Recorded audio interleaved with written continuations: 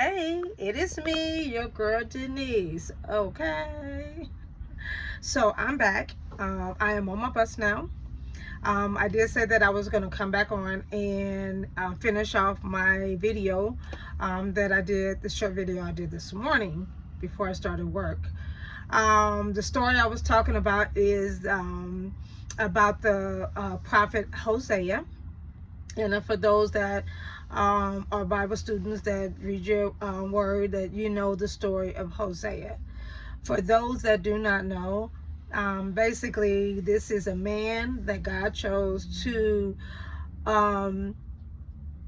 use his life story, example of how it is God is with us, his people, about how he loves us and how he redeems us, even when we're unfaithful, even when we keep going back out there in the world, keep entangling ourselves with things that is ungodly, or he come and clean us up and we go back out, right? But he keeps calling us back for love. So as I had said before, as I look into this story, and before I start, yesterday, like I said earlier, it was like I was dealing with a really tough moment. I just really thank God for helping me through it, and just blessing me with people that just really just intentionally showed up, that was kind of helped talk to me through some things, and I'm grateful for that. I thank God for setting people up for you when you're going through some things.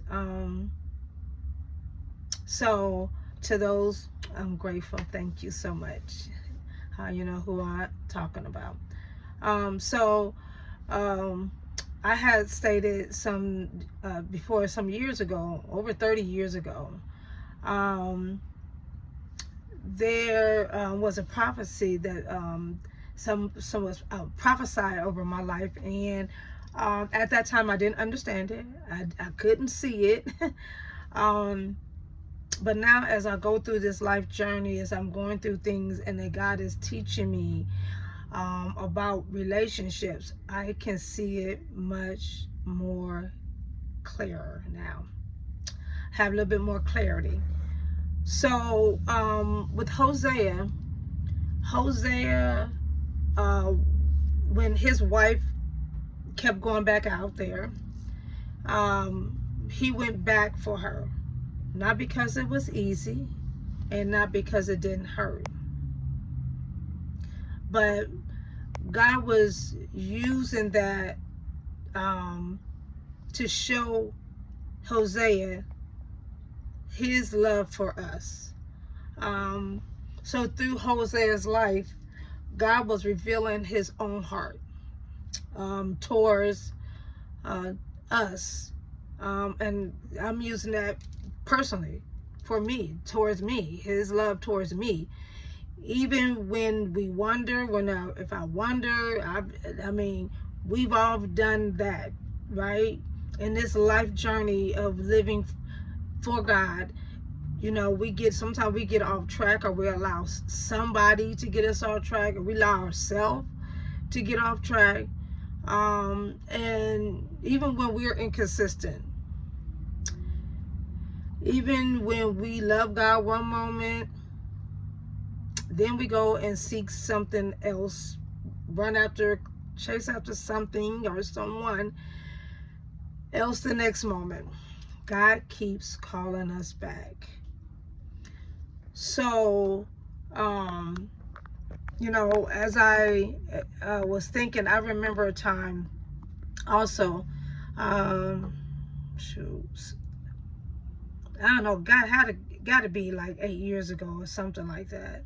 I was at church, and I was so brokenhearted. I was just so tired. I was weary. I was emotionally drained. I was spiritually done, right? I just was zapped. Being in the relationship, the marriage I was in, I just didn't know what else to give. It's like I was giving all I could, all that I knew I could, and I was just totally just out of it, right?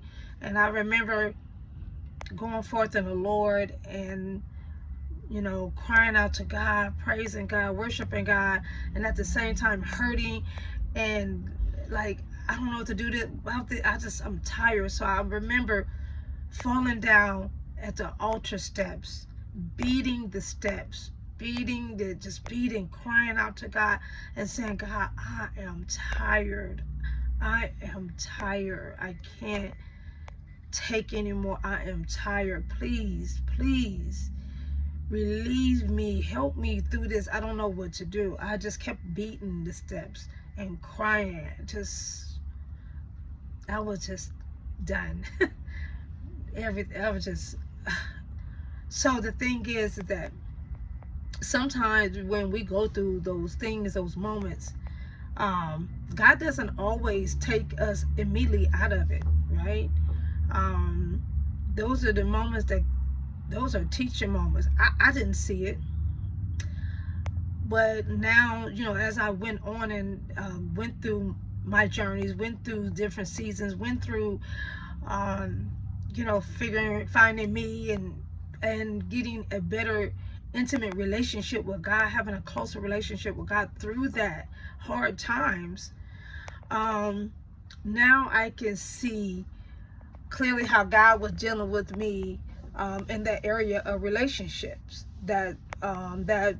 which was prophesied to me when I was in my early 20s, right? I was early, like 21, something like that. 22. I was young, and I didn't know a lot about relationships. I didn't grow up around healthy relationships where I understood what, I saw love. I didn't, not only did I not hear it, I didn't see it in action. So it was something that I didn't know. I didn't know how to go about doing. I didn't know from what I seen what I thought love was about, giving yourself. I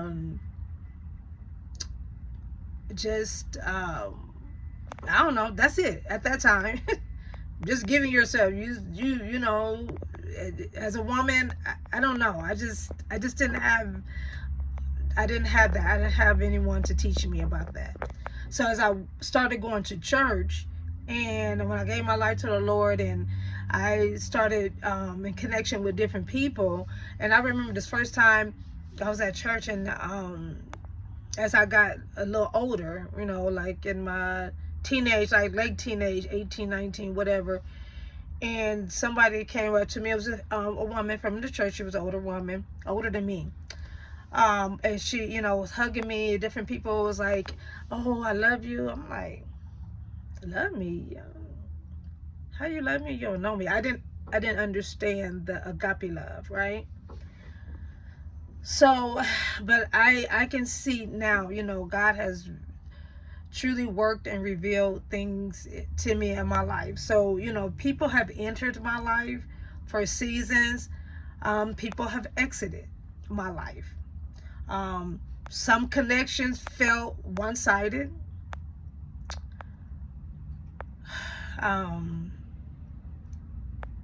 Some relationships connections felt one-sided, felt not reciprocated. I felt like it was not being reciprocated. The energy, the time that, pouring into me like I'm trying to pour into them. I felt like it was unintentionally and, honestly hurtful. Sometimes I feel like, people want, want me to be the, there, and sometimes I was like, it does hurt when I was like, wow, where are they? But then I had to look at like how God did with Hosea.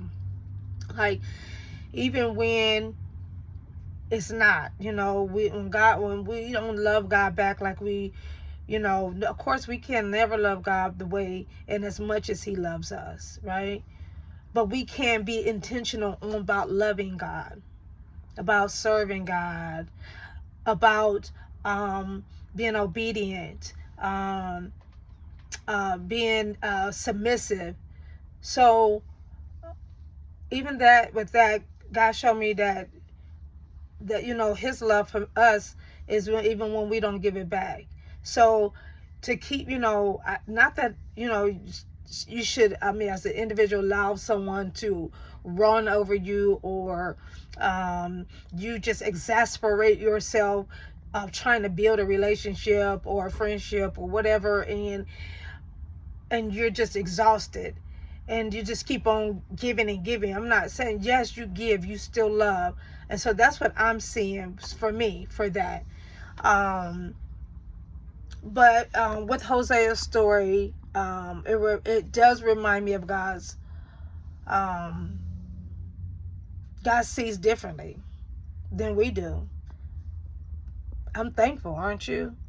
That God doesn't see how to love the way we do. We may, feel like that person is not loving us back or whatever, and we, sometimes we could just be down, we could be cold, we could be say something that we can't take back, or you can say sorry, but sometimes them words is like a feather. You can try to get some of them feathers that come out that pillow, but baby, you ain't gonna be able to get all of them. And sometimes some words, be careful, because some things can, you burn your bridge, ruin really good relationship, friendships. So I wrote this, what feels like rejection to me? I'm putting this personal, you put this personal into you. What feels like rejection? God often uses as redirection. Sometimes he'll redirect you and say, this is not the way I wanted it. He redirecting you, reposition you, this is something, I want you to go somewhere else and do this.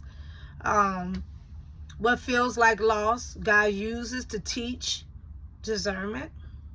Sometimes you may have lost a long years of friendship, 20, 30 years or whatever, a year, 6 months, whatever, and you really thought it was a really great relationship and you felt lost, right? But then it turns into discernment, where you learn to discern, have that spirit of discernment of what's good and what's healthy, and creating boundaries, and making sure you don't get yourself in a place that will bring you down, that will bring you that does not bring you peace. So what feels like a heartbreak, God uses to reveal your worth, my worth.